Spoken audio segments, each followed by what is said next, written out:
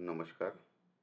सुलभ भारती मराठी इयत्ता 7वी या पाठ्यपुस्तकातील पाठ 9वा यामधला दुसरा भाग, आम्ही बातमी वाचतो. तर या प्रस्तुत पाठावरती आधारित स्वाध्यायातील प्रश्न आणि त्यांची उत्तरं आपण या व्हिडिओमध्ये पाहणार आहोत. उत्तरांचं स्पष्टीकरण साध्या सोप्या सरळ भाषेमध्ये. यामध्ये पहिला प्रश्न आहे जो बघा, पाठ्यपुस्तकामध्ये आपल्याला एक बातमी दिलेली आहे. त्या बातमीच्या आधारे खालील प्रश्नांची उत्तरं आपल्याला लिहायची आहेत. म्हणजे एक प्रकारे बातमी वाचन. बातमीमध्ये बघा, पहिला प्रश्न विचारलेला आहे की कोणाचा जन्मदिवस आपण वाचन प्रेरणा दिन म्हणून साजरा करतो.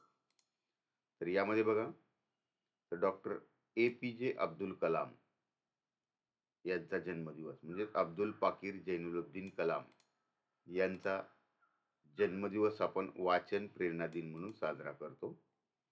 पुढचा आहे प्रश्न, वरील बातमी कोणत्या तारखेची आहे?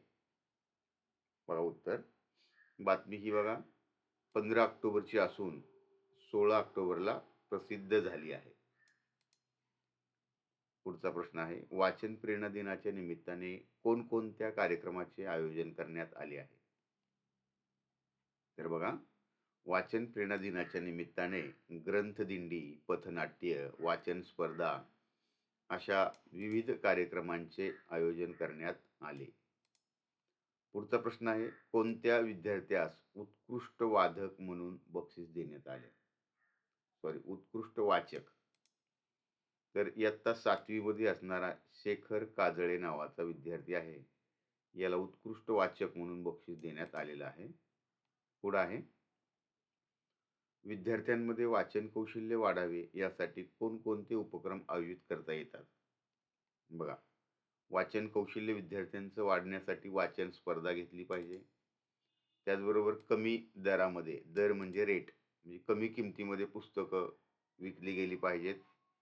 बघा, वाचनालयात सवलत दिली पाहिजे आणि लेखक कवी यांची व्याख्याने आयोजित केली पाहिजे. यामुळे आपल्याला काय होणार आहे, वाचन कौशल्य आपलं वाढीस लागणार आहे. पुढचा प्रश्न आहे, खालील वाक्य वाचा. असे स्थळ जे निसर्गरम्य आहे आणि आभाळ भरून आले पण, व या वाक्यांमध्ये हे चिन्ह वापरले. तर या वाक्यांमध्ये हे जे चिन्ह वापरले आहे हे दोन कारणासाठी वापरतात.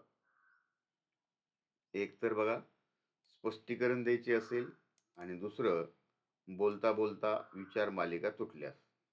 म्हणजे बघा, पहिल्यांदा बघा, असे स्थळ, त्या स्थळाबद्दल सांगितले की जे निसर्गरम्य आहे. या ठिकाणी हे अपसरण चिन्ह वापरलेलं आहे.